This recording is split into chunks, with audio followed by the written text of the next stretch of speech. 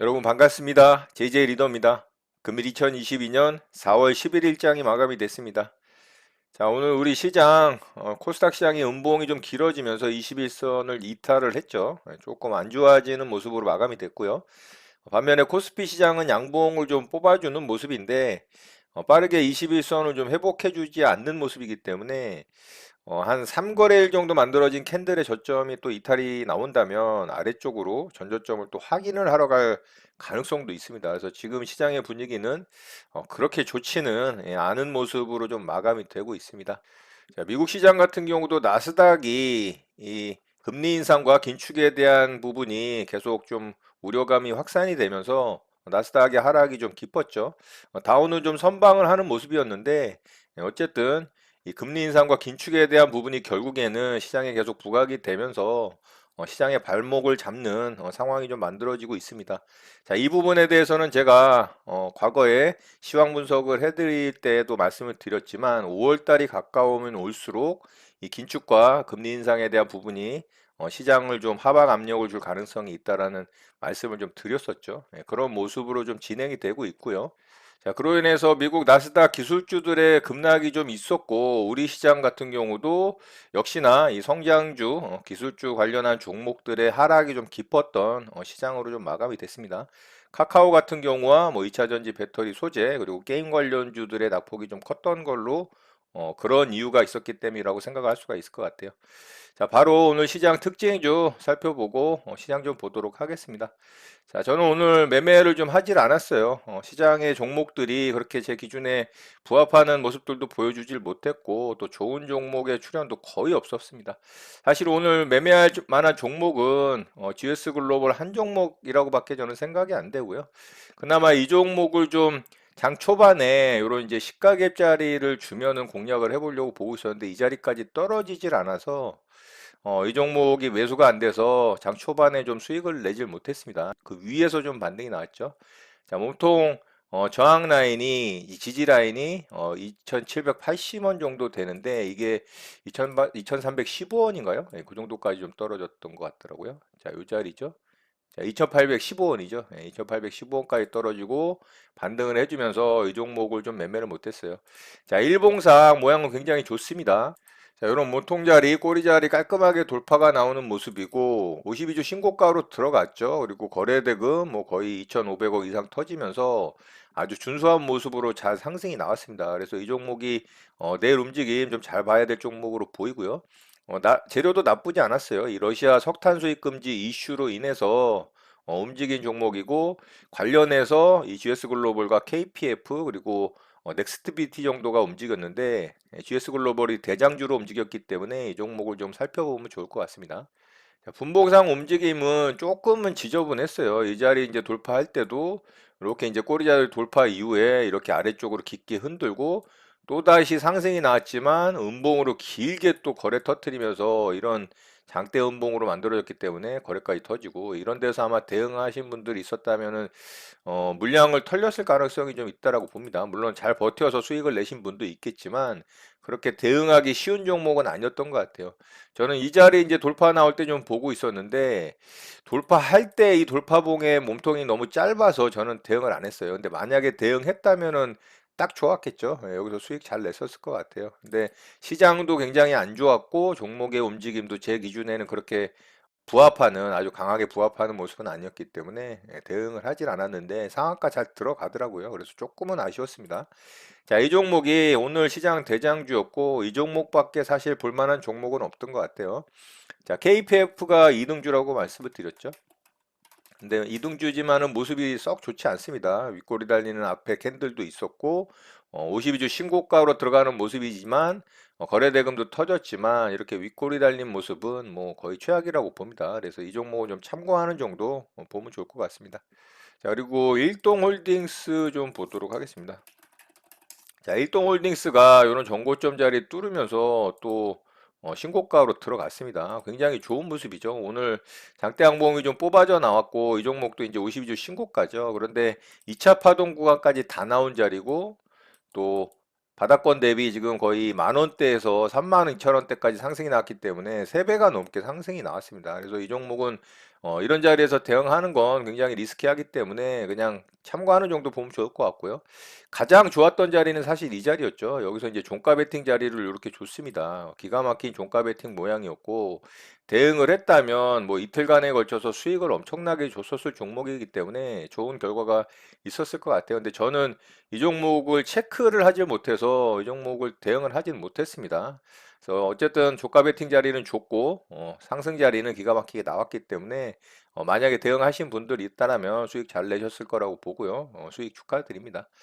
자, 오늘 특징주는 뭐 이외에 그렇게 볼만한 종목은 사실 없습니다. 대부분 좀 강하게 하락을 하는 종목들이 많았기 때문에 2차전지 배터리 소재 섹터가 그동안 굉장히 강한 모습을 좀 보였었잖아요. 대장주로 움직였던 게 뭐 에코프로비엠, LNF 같은 종목들인데 자, 오늘 하락이 좀 컸습니다. 왜냐하면은 시장이 그렇게 강한 반등을 준 모습은 아닌데 2차전지 배터리 소재 섹터는 진짜 엄청난 반등을 했거든요. 이 바닥권 대비 LNF 같은 경우는 거의 뭐 50% 가까이 반등이 나왔기 때문에 자, 이렇게 보시면 거의 46% 반등이 나왔죠. 그렇기 때문에 충분히 조정이 들어올 만한 자리라고 봐야 됩니다. 이런 고점 자리를 뚫고 가기는 조금은 어려운 시장이라고 봐야 되는 거죠. 물론 JYP라든가 한국항공우주 같은 경우는 전고점을 뚫고 가는 52주 신고가를 내는 모습도 보여줬지만 뭐 그렇지 않은 종목들도 있는 거라고 보면 되겠죠. 그렇지만 2차전지 배터리 소재는 제가 계속해서 주목을 해야 되는 섹터라고 말씀을 드렸죠. 이 향후 10년간 엄청난 성장을 하는 산업은 뭐 당연한 것으로 여겨지고 있는 산업 분야이기 때문에 계속 주목을 해야 되는 것이고요. 자, LNF 같은 경우는 현재 이평선이 정배열로 들어서려고 하는 모습이죠. 그리고 21선과 61선의 이제 캔들과의 이격이 좀 멀어져 있기 때문에 이렇게 이제 좀 쉬어가는 그림이 만들어질 수가 있습니다. 그렇지만 정배열이 만들어진다면 이평선 정배열이 만들어진다면 다시 이제 상승을 할 가능성이 높다라고 봐요. 그래서 여기서 이제 조정 구간이 나오는 시장의 하락과 더불어서 이제 쉬어가는 타이밍이 나온다면 어떻게 보면은 또 이 매수를 생각해 볼 수 있는 구간으로 또 접근할 수도 있다라는 부분을 좀 참고를 해야 됩니다. 자, 에코프로비엠도 마찬가지라고 보고요. 자, 에코프로비엠도 이런 고점 자리까지 왔죠. 여기 돌파된 이제 고점 무너진 저점 라인이라고 말씀을 드리면서 제가 여기가 이제 지지저항 라인이라고 말씀을 드렸고 지금 그 자리에서 정확하게 부딪히고 있죠. 그렇지만은 에코프로비엠 같은 경우는 여기서 악재가 있었기 때문에 낙폭이 컸고 이평선도 굉장히 크게 역배열 구간으로 들어갔기 때문에 이게 이제 다시 정배열로 만들려면 시간이 좀 걸립니다. 그래서 여기서 아마 제가 봤을 때는 이렇게 좀 횡보하면서 쉬어가는 모습이 나올 수 있다라고 봐요. 그래서 아래쪽에서 만들어졌던 런 박스권 고점 자리 뚫었던 여기 있죠. 예, 요 자리까지 떨어진다면 뭐 에코프로비엠 같은 경우도 한번 노려볼 만한 그런 구간을 만들어 줄 수 있지 않을까 뭐 좀 이렇게 생각을 하고요. 자, 전해질 첨가제 관련해서 첨보가 대장주라고 말씀을 드렸는데 첨보도 이제 쉬어가는 그림이 나왔습니다. 오늘 굉장히 하락폭이 좀 컸는데 첨보와 같은 경우도 여기가 이제 아래권에서 만든 박스권의 고점 자리죠. 예, 이런 자리 온다면 첨보도 충분히 좀 매력적인 구간으로 진입을 하는 것이 아닌가라는 생각을 합니다. 장기적인 관점에서 배터리 소재 섹터는 계속 상승을 할 가능성이 굉장히 높은 산업 분야입니다. 그렇기 때문에 계속 이렇게 관심 있게 보면서 말씀을 드리는 거라는 부분 참고하셨으면 좋겠습니다.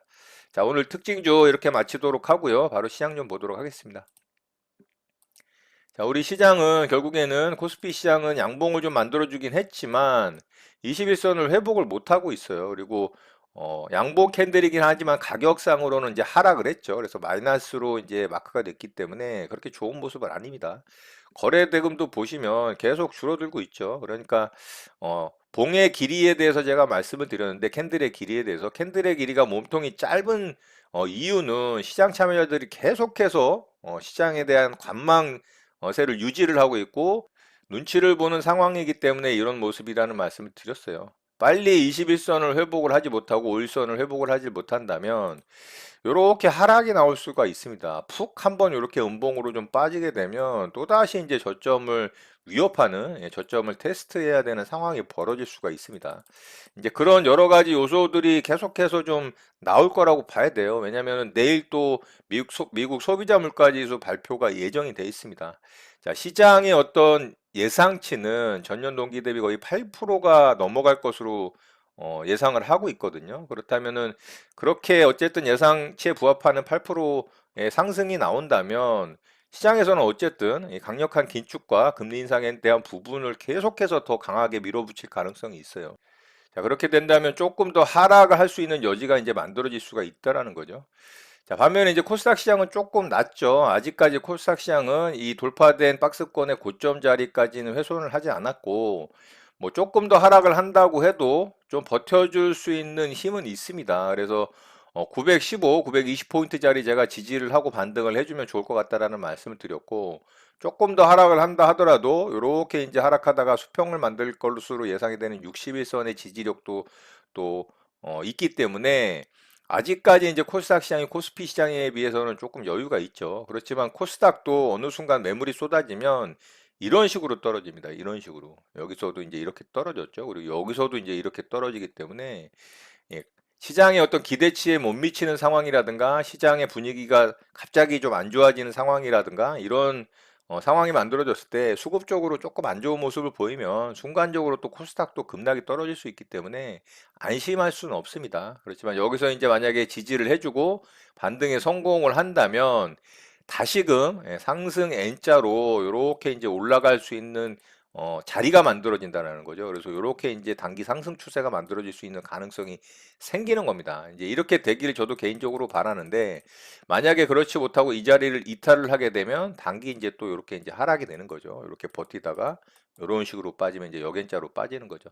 그러면 다시 이제 저점 테스트를 해야 되는 것이고 박스권이 이렇게 높아지는 겁니다. 그래서 그런 모습이 만들어지지 않고 위로 915, 920포인트 자리에서 지지를 잘하고 반등을 해주길 좀 바래 보고요. 자, 그렇지만 시장 상황은 그렇게 또 녹록치가 않습니다. 오늘 환율 같은 경우가 거의 뭐 10원 가까이 상승을 하면서 이 환율적인 부분이 또 외국인의 수급에 악영향을 미치는 조건으로 가고 있죠.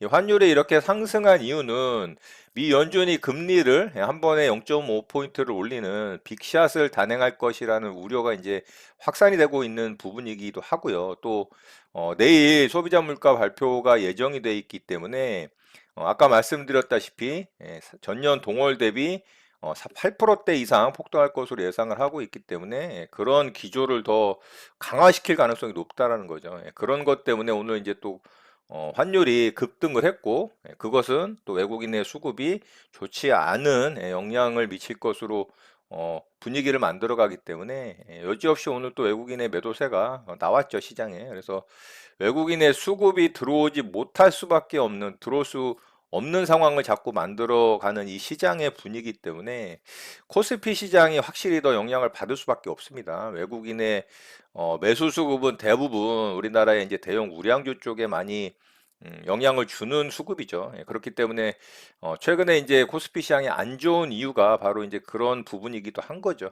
자, 거기다가 러시아 우크라이나 사태가 생각보다 굉장히 길어지고 있습니다. 좀 타협점을 찾지를 못하고 좀 종결이 될 만한 분위기를 만들어내지 못하고 있다라는 부분이 또 시장의 악재로 좀 작용을 하는 것도 있고요. 자, 최근에 이제 기업들의 실적 발표 시즌에 돌입을 하면서 실적 발표들이 나오고 있죠. 그런데 생각보다 그래도 괜찮은 실적들을 발표하는 기업들이 많이 있습니다. 자, 그럼에도 불구하고 그런 좋은 어떤 상승 모멘텀으로 작용을 하질 못하고 오히려 다른 이 시장의 악재성 이슈로 인해서 좀 빛을 발하지 못하고 있는 모습입니다. 그래서 외국인의 수급이 들어오기 위해서는 이제 5월 달에 단행될 금리 인상 부분, 긴축에 대한 부분이 어쨌든 빨리 좀 진행이 돼서 시간이 지나서 그 부분에 대한 불확실성이 해소가 되고 단행이 되면은 되겠죠. 그러면 어쨌든 악재는 해소가 되는 것이기 때문에 그리고 러시아 우크라이나 사태에 빠른 협상을 통해서 좀 정결될 분위기를 만들어 주는 거. 자, 이런 것들이 이제 해결이 됐을 때 시장은 좀 상승할 수 있는 가능성이 생긴다라고 봐야 되겠죠. 그 전까지는 조금은 지루하고 재미없는 횡보장이 만들어질 가능성이 높습니다. 특히 이제 코스피 시장은 계속해서 이 박스권 안에 갇혀서 움직일 가능성이 높다라고 봐요. 계속 이제 말씀드렸던 부분 중에 하나가 강한 장대 양봉이 나와주는 좀 모습이 만들어졌을 때 시장에 활기가 좀 뛸 것이고 좀 상승 탄력이 나올 수 있는 가능성이 있다라는 말씀을 드렸는데 그런 모습들이 거의 없죠. 여기서 이제 반등 나올 때 나왔던 이런 장대 양봉 말고는 사실 지금 이렇게 만들어지는 박스권 안에서의 캔들의 모습을 보면 진짜 답답하죠. 답답해. 그래서 하루 움직이는 시장을 좀 바라보고 있으면 특히 코스피 시장은 진짜 답답하게 그지가 없습니다. 종목들의 움직임도 마찬가지고. 예, 그나마 코스닥 시장이 순환매 차원의 이 중소형주들의 움직임이 좀 강세를 보여주는 모습들이 있었기 때문에 좀 매매할 만했던 시장이었지. 만약에 코스닥 시장도 그런 모습을 보여주지 않았다면 우리 시장은 정말 재미없는 지루한 시장의 연속이었을 거라고 봅니다. 자, 그래서 미국 소비자 물가지수 발표와 더불어 또 금리 인상 긴축에 대한 부분이 시간이 지나서 빨리 해결이 됐을 때 거기에 추가적으로 러시아 우크라이나 사태가 빨리 종결이 됐을 때 시장은 좀 상승할 수 있는 실마리를 찾아가지 않을까라는 생각을 좀 해볼 수 있을 것 같습니다. 자, 오늘 내용은 이것으로 마치도록 하겠습니다. 오늘 하루도 마무리 잘 하시고요. 늘 행복하시기 바랍니다. 여러분의 구독과 좋아요는 영상 제작에 큰 힘이 됩니다. 감사합니다. JJ 리더였습니다.